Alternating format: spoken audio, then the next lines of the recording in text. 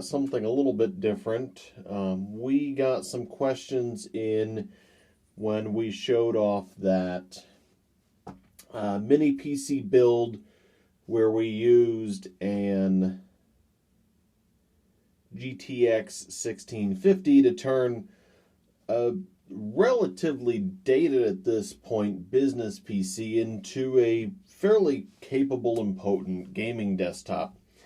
And one of the questions that we got was how to go about upgrading one of those that has a hard drive in it with an SSD. And since that system's deployed and already has an SSD in it, I'm not going to use it for the demonstration, but what I am going to use is this ThinkCenter M72E that I have kicking around. These things are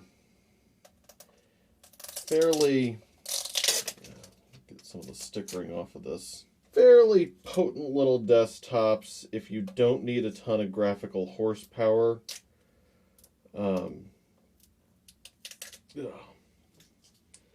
And they're pretty basic. They ship with Windows 8 Pro. They're fully USB 2. There's no 3.0 ports. Most of them come with a Wi-Fi adapter. It's Intel wireless end, but fairly low end. You get a gigabit Ethernet port. Unfortunately, it's also Realtek Ethernet. And you get separated headphone and audio jacks on the front.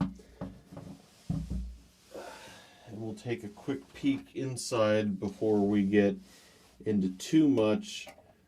I would not buy an M72E today.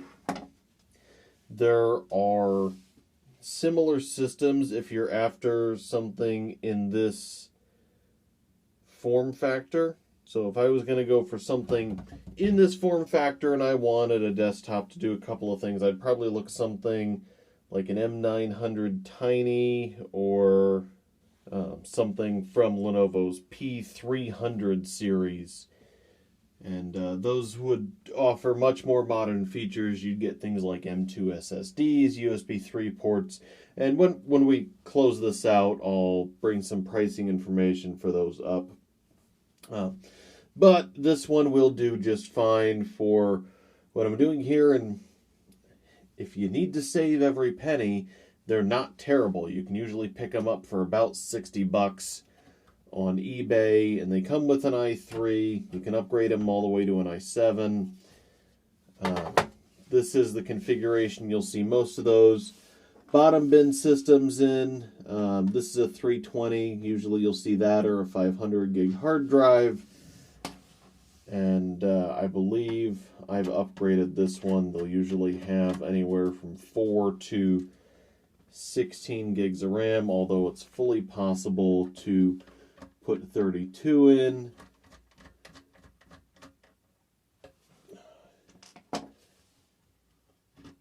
And as far as getting into them is concerned, that's all there is to it. Obviously, whatever system you're working on is going to be slightly different. I've got 4 gigs of RAM in this one. I'll probably upgrade it while I'm doing this to 8 since I have some extra DDR3 SODIMMs kicking around. But before I get into it, there's our little quick tour of what's in here, and we'll take more time to go through that and some of the resources that are available to people when upgrading your own systems. What I want to talk about is what we're actually going to do and how we're going to go about the upgrade. There are 2 different ways of upgrading a system like this to an SSD. And which one you pick really depends on what kind of end goal you have and what kind of resources you have. So one way is to use a disk imaging utility such as Macrium Reflect, and we'll go through this. I'll hook one of these up and screen capture going through Macrium. And that works really well if you're doing a like-for-like replacement on drives. And what I mean by that is if I'm replacing this SATA drive with, and this is the drive we're going to use, this is an MX500, with a SATA SSD, I can take an image of this drive, deploy it to the SSD, plug it in, and I'm done. That works great. That's fantastic. Where that falls apart is if you change interface types. So functionally, I can take an image of this drive and deploy it to an NVMe SSD. I've got USB to NVMe devices, or I can do it on a system that has the ports in it. However, Windows isn't going to boot. And the reason for that is Windows wasn't installed knowing what to do with an NVMe operating system drive. So for that scenario, you'd have to reinstall the system from scratch. And fortunately, just about any system you get these days, I mean, this is a 3rd gen i3 in this. This is my demo system. Is going to have that Windows sticker. In fact, this one's got Windows 8 Pro on it. So I could do a lot of fun things with this one if I got enough RAM in it. And, I could use it as a little VM host. I could use it as a router. I could use it as a small server for things like Minecraft. I could do all sorts of stuff with it with a little bit more memory and a faster drive. So you can, just with a Windows 10 install flash drive, unplug this drive, throw a new one in, and install Windows. And we will do that. And we'll probably do those in 2 separate videos.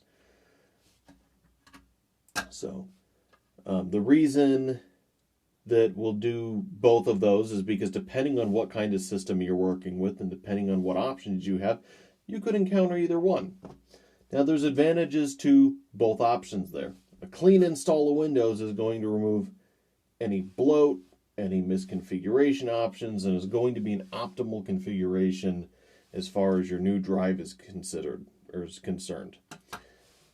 This drive could have been installed in IDE compatibility mode, and installing the SSD new will make sure that I'm using AHCI, which is going to be faster than IDE emulation. It's also going to avoid any potential configuration changes that have been made that were suboptimal on the system. Windows is going to, from day 0, know that it has an SSD. So, just wanted to clue everyone in. If you have any questions before I get too far into what we're doing here, let me know, and I will make sure to address them in both segments of this series. As far as the setup is concerned, we're going to be doing it in a few different methods. I will use Macrium Reflect as my disk imaging utility, and I'll include a link to that in the description of the video where I'm using it. I'm going to use a flash drive. In this case, I'll be using this Mushkin USB SSD, both to boot this system and take and redeploy the image without having to have a second system. And I will also go through how to use a USB hard drive dock to take the image and then deploy it using a second system. And the reason I'm going to show both of those is that they're a little bit different. And personally, I take and deploy images using a second system all the time. I use them for backups, I use them for data retention, I use them for new deployments of systems. If we get 50 laptops in, I'm going to take one, deploy all of the things that I want to it, build an image, and then deploy that to all of the systems. So, and I'm not going to sit there and redeploy the image off a flash drive each time. I'm just going to pull the drive out and do it. It's far faster.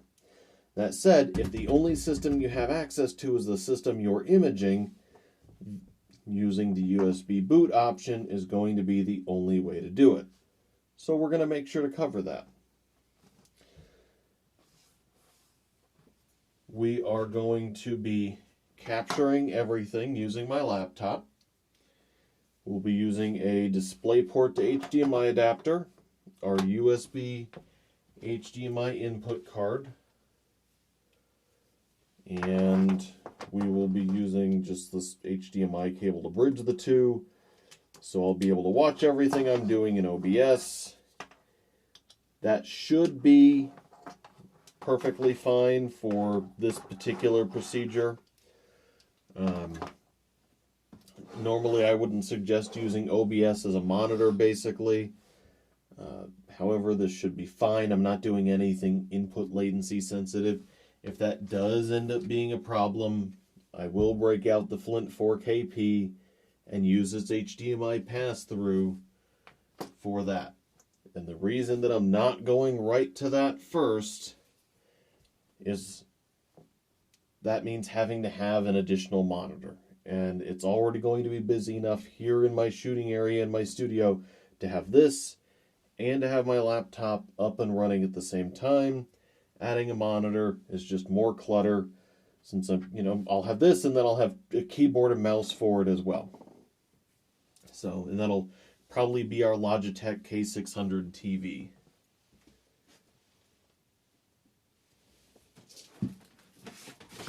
In fact, yes, it will be the K600 TV. I just needed to double check that it was here in my studio.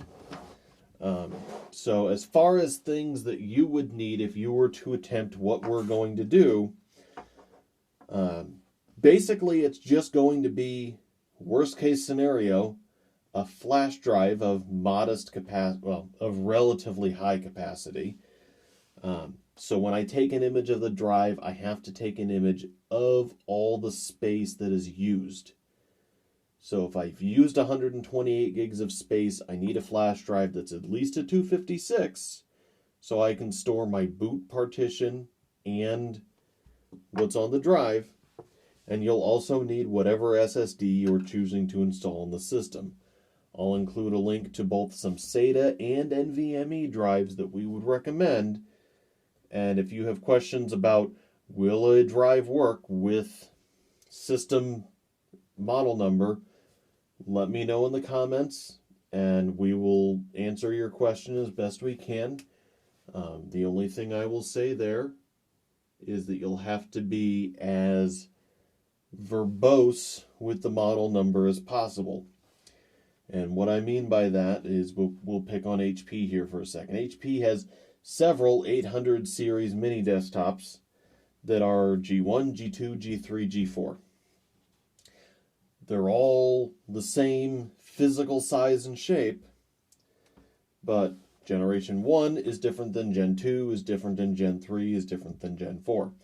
Some don't support NVMe, some do, some have 2 NVMe slots, some have 1 and 1 SATA. So just make sure to be as clear as possible with the model number, because I don't want to say, here, get this Hynix P31 NVMe drive that's on sale right now, and have somebody come back and say, hey, there's no NVMe slot in this desktop. I forgot to say it's a G1. So if you have a question about a drive, leave it in the comments below.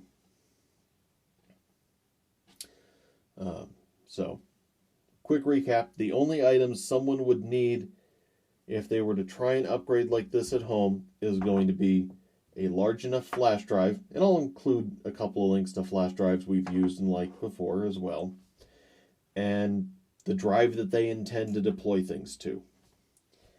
If you intend to use a USB hard drive dock with a second system, you'll also need that, and we'll include a link to some USB hard drive adapters as well.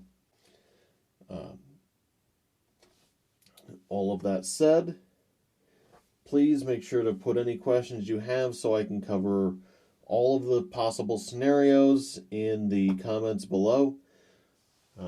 We should be getting to those videos hopefully no later than another week or two after this one airs. I want to make sure I get time to get everybody's questions. And let us know what you've got in the comments below. I will say thank you to everyone who helped support Pocketables. If you help support Pocketables through our affiliate links, we appreciate that, and I'll make sure that those are in the description below. If you want to help support Pocketables on Patreon, and I want to thank all of our patrons. There'll be a link to that in the description as well. I want to thank Electrix for providing our opening and closing themes. Definitely take time to check out his channel. And finally, I want to say thank you for watching. And keep an eye out for... We'll do the Windows 10 install version first, because I'm going to just do a bare install to this drive. So keep an eye out for that one. And we'll do the upgrade using Macrium second, and we'll swap out the hard drive for the new SSD in that video. Thank you for watching.